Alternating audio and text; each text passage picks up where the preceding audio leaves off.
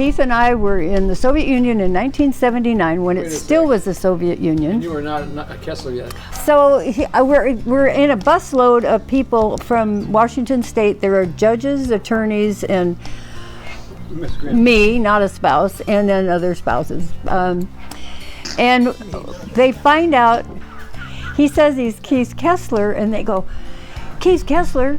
Did you know Pop Kessler? And he said, well, yeah, he was my great-grandfather, right? Yeah. And they went, oh my God, for 2 weeks we traveled with him. They were like, he was the king because he was Pop Kessler's great-grandson. Yeah. And I had no idea. They were all just loving him up like crazy. Shabbat shalom. He really was a really beloved person. Keith? No.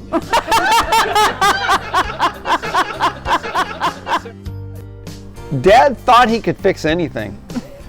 So he would give it a pretty good effort. Yeah, I know about that.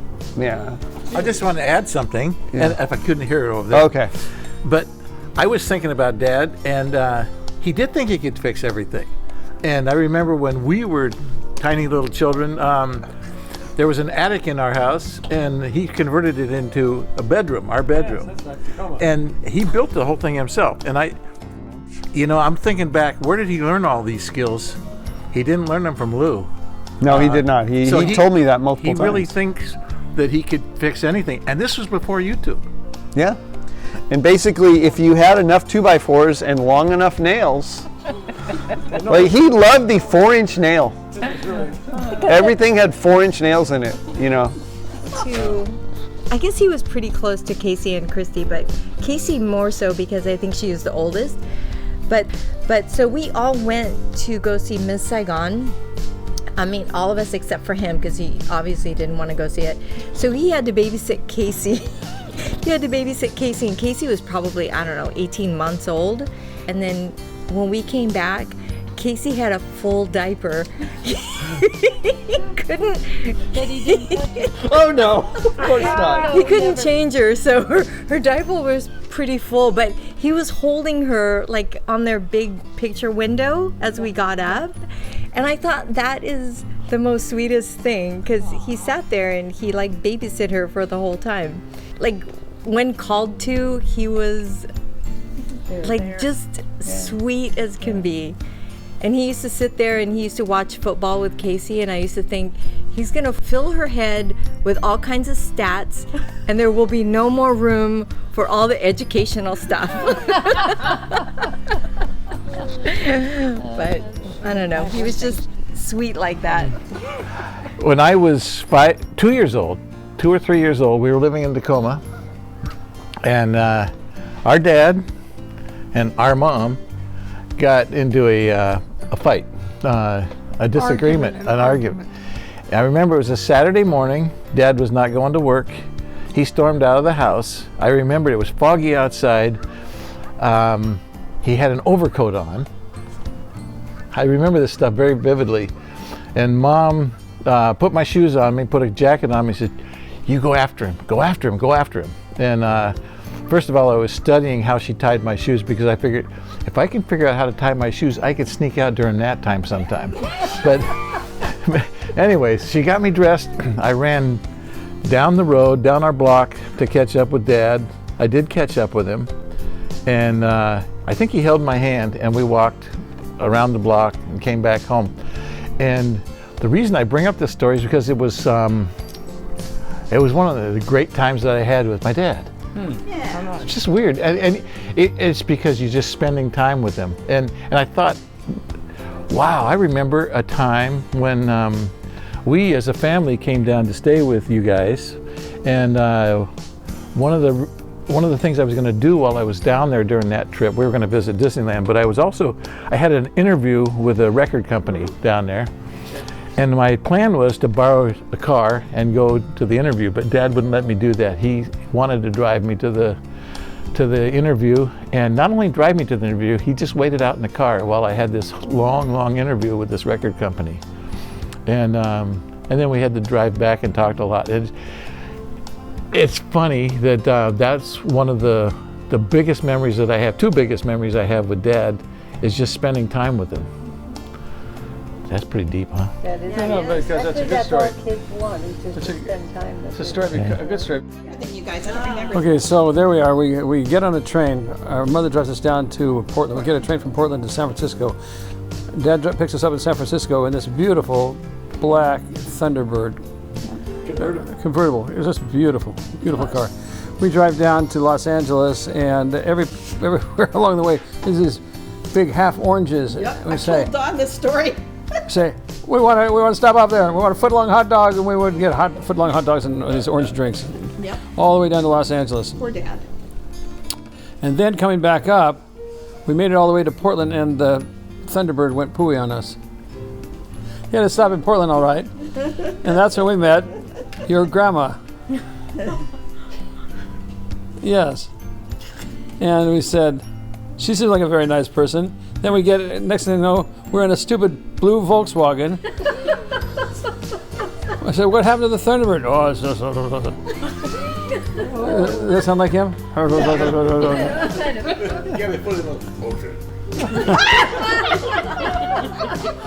And so... Are you going along with it? It's a true story.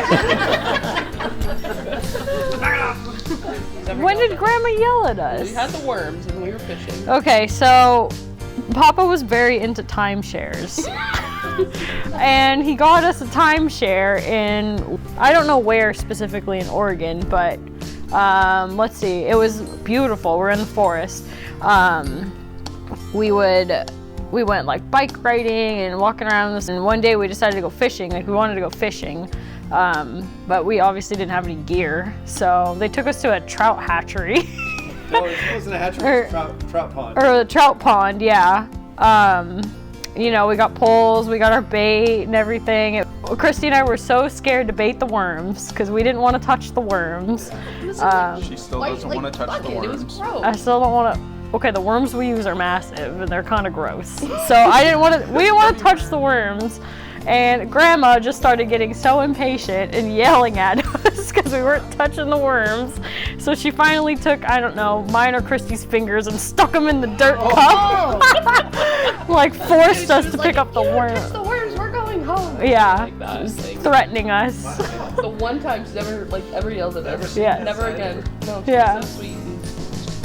So, growing up, I mean, I was like, you know, we would come up here every summer to visit, and it was like, I don't know, it was like 5, 6, 7. It is the weirdest thing is we used to go stay at Priscilla's house.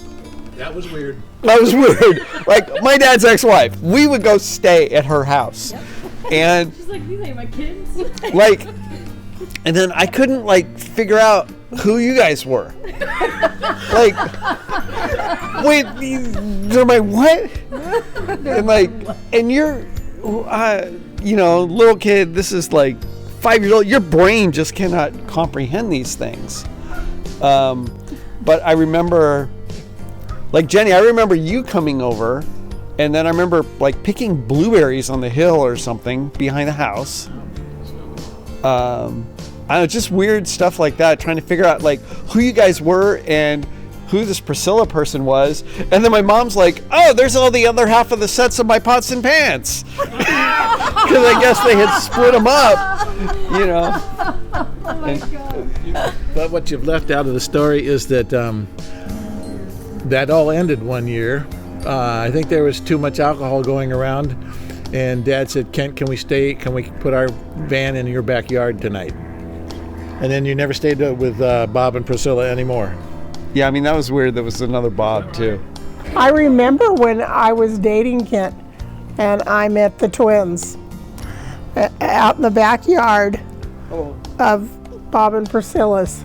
How old were they? They were young. They were like 4 or 5, yeah. I was probably rocking that haircut Dad gave me. Yeah, I looked like a cancer patient. He gave us all haircuts. I don't have any funny Tell stories. them about our wedding pictures. You can do that. All right. If you look at on our wall, it's still there. There are 2 pictures, one of her family and one of our family. And you look at the pictures and it goes like this. And that's Karen. That's his family. All right. He's the shortest of all the males. And then you look at what My family, the Yeah. Kessler family. and it goes like this, and that's me. And it really does look that way. So I want to hear about some nice people. Yes, growing up with the two older Kesslers, I understand that Keith and Kent decided that I had been the neglected child as the baby, and We were very instrumental in making you neglected. which is so funny because neglected her very well. I never felt that way. I always thought they were looking out for me. My older brothers were looking out for me. I heard some stories from Kent that tells me otherwise. Wow, there is such guilt right now. Those faces. But the only time I really, I always knew that Keith was going to be a lawyer because as the baby in the family, I had a little briefcase. he could always convince me to do his chores for the day and not to tell Mom. Yeah, that was the key. And so I always knew he was going to be the lawyer. And his final, this is the big area of meanness out of my brothers. He would always threaten to flush my dolls down the toilet to get me to do those things. Oh my God. It's a true story. You cannot even deny it. He's not. That's worse than what happened to you. I actually stabbed my brother in the leg. But yeah, no, what happened was my brother was not behaving. He wasn't listening to me. He wasn't doing what he was supposed to do, which was what I told him to do. Am I lucky you haven't stabbed me? No, here's what. He's up on the counter. You were up on the counter. No. Yes, you were, because I was like this. Chew with this sharp I knife. was on the floor. No. Shoo, and I went like this. No, I don't remember that. I thought you're up on the counter and I went jab by accident because you moved your leg. And then the blood starts coming. Blood. Keith passed out. No, I didn't, but I thought, oh crap. Now what's going to happen? He's going to tell Mom and Dad we're going to be in, one of us is going to be in trouble. And so, but here's how kind he is. He said, I'll just say I fell up the stairs with the knife in my hand. Yep. Isn't that sweet? But that's because I have no idea why. the reason Kent was willing to do that is because when we were growing up and somebody did something wrong between the three of us, Mom would line us up and she would say, okay, one of you confess. And if you don't confess, you're all gonna get the spanking. Absolutely. And my brother never Is that how confessed. you did it? My brother never confessed to eating the whole cake until many years later. Then he confessed. It doesn't sound like something I would have done. No, but yes, you ate the whole cake, and who ate the cake? And it finally, it turns out he just did one slice at a time, but it ultimately got to the whole cake. Oh. I didn't do it. No, I didn't do it. I didn't do it. No, I didn't do it. Yes, you did. Kent did it, you know. Nobody said anything. All three of us got spanked with the hairbrush. Wow. All three of us. I took so much. It wasn't like Keith said. It wasn't until much later that Kent fessed up. We want to hear the dirt on your parents. Okay. I have one. So Casey and I grew up both doing soccer, or both playing soccer, because my parents really wanted us to be in like extracurriculars and do organized sports and stuff. And so Casey was a lot more sporty and I did more like performing arts, but we both love soccer. And this was probably one of like my first or second years playing. And they had one of the weekends, they did like a parents game. And so my mom played, and I've never seen my mom play sports before, but apparently she played basketball. I don't believe it, but she did. Yeah, she's 5'2", and was like, I don't know, but so she was playing sports, and I'm like, okay, this is fine. But she was playing soccer, and probably like just a couple minutes after the game started, I think, she tripped and fell. And in front of all the parents and kids, very loudly, she fell and said,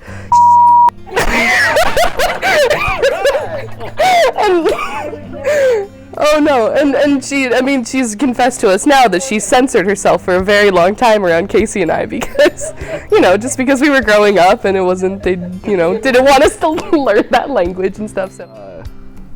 When I was getting ready to propose, I had already bought the diamond for the ring and I was getting the ring made. And so the day that the ring was finished, I text you and then I text him, see if he was home. Yeah, they were out, but they were finishing up and we're gonna be home soon. And so I show up and everybody's in the kitchen with just grins on their face. So, what do you want to talk about? And I was like, well, you look like you already know, so let's go in the other room. So I ask, they say yes, and then Amy was like, well, do you have a ring? And so I had just pulled it up, or picked it up, so I pull it out. And then I just hear Christy coming from the banister or the balcony running downstairs. And he was, no, you can't see it. You can see it when Casey shows you. I wasn't allowed to. Well, and then. You hadn't even asked her yet? You're getting everybody's permission? Oh, yeah. You're pretty sure? No, this was actually, I got the ring made and I was worried that they weren't going to have it finished in time because we were going up to Lake Shasta for a camping trip that weekend. Shaver Lake. We get up there, I'm like a nervous wreck driving up because we're listening to all sorts of songs, and then sappy country songs come on, and Big Plans by Chris Lane, talking about, it's a whole song about proposing and stuff, and I'm like, oh. Biting his lip. So I'm biting my lip, trying not to tear up, driving up. So you didn't have a clue. I had no idea. I was there for, we talked about, getting married. She wasn't expecting it so soon. No. We were in Shaver Lake, and one night we were going down to go fishing, and then it comes out to this cove with a nice rock, just boulder jutting out over the cove with like a little altar rock on top. I don't know.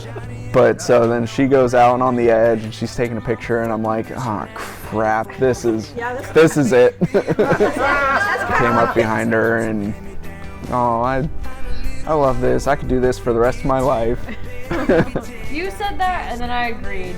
And then you're like, well, that's good, because and I flipped her around and got down on one knee, and then I opened up the box, and she had a confused look on her face, and I looked down and I had the box upside down, so she was just looking at the lid and like, shit, flip it over. I have one last very fast story. So, one of the times we came up to visit, they told me I had a second Uncle Keith, and I didn't know who this was. I'm like, what do you mean I have a second Uncle Keith? I didn't know people could have the same name. Yeah, I didn't know people could have the same name, and so the distinction between the Uncle Keith that lived in Seattle and the Uncle Keith that I saw every Sunday was that's Seattle Uncle Keith, and my Japanese Hawaiian Uncle Keith was American Uncle Keith. Because I didn't know, I should have just called him Californian Uncle Keith. Okay, and what do you remember most about staying with Uncle Keith? We loved staying at Alki. Uncle Keith would make us scrambled eggs all the time. It was the best scrambled eggs. Butter. Yes. Butter with eggs. I know I'm a huge soda too. That's why. I'm a huge scrambled egg connoisseur now. But we always talk about maybe Uncle Keith will make us scrambled eggs every time we see him. The funny thing about that is it started with Grandma Kessler. We grew up without butter. That's a terrible thing to think of, but how did you live? We lived marginal lives. Marginal. Anyway, so we would go to Grandma Kessler's, Lou and Rose's place, and we would approach the front door, and I could smell the butter. I don't know whether she was making chicken livers or what she was making, but I could smell real butter. And we would. That's what happened to me, and I just went nuts after that. It was just scrambled eggs, doesn't matter what it He is. makes So we- scrambled eggs for everybody. We in stayed our overnight at family. your house, and he made Made us those scrambled eggs. eggs the next morning. And Jenny and I were so impressed with him. We had some people coming over for a breakfast within about 2 weeks. And I'm at the store buying the eggs, and I called Keith from the store. And he says, "Now, how much butter do you mix with those?" He says, "Well, you put in a lot of butter, and then you put in some more butter. And if you're unsure if you put enough in, put some more in." And then when you get done with the eggs, put some butter on top of that. Yeah, he puts butter on at the end. I mean, he's like a whole pound. So our grandchildren love his eggs so much that one of the kids, Ryan, he's now a sophomore in Santa Clara, but he would say, "I don't want to eat." We were skinny kids, and they said, "Grandpa's making his eggs." Okay, and then he would just go. And we usually did buffet style, so he would just like load, and we're like, whoa, stop. Yeah, his eggs are infamous. Anybody who stayed at our house had his eggs, and everybody just left the cholesterol level goes way up. butter. It's the purple, it's the butter. It's the butter. Shower the people you love with love. Show them the way that you feel. I know things are... You were not a Kessel yet. Go, don't tell everybody that. That's not part of that story. Oh gosh, it makes it so hard to tell stories. Let's separate bedrooms. See? Do you? And I'm bringing a friend. Did I say friend? You just said friend. We were friends then. We were fiancés, I think. And then we found out that Lynn was his friend, which we were very happy about. You borrowed my car to drive around in. And you brought it back, and I remember one of the fenders was all cracked and all the paint was off of it. You're like, All right, hold it. That's because of all the sand dunes and things. It's just not right. It's a bad area. Doesn't seem like he was around a lot. I don't know what that was. They were divorced. Oh yeah, that's right. Marry a Bob again? Yeah. Yes, she did. Yeah. He likes Bob. And he looks at me and he goes, "Amy Kessler?"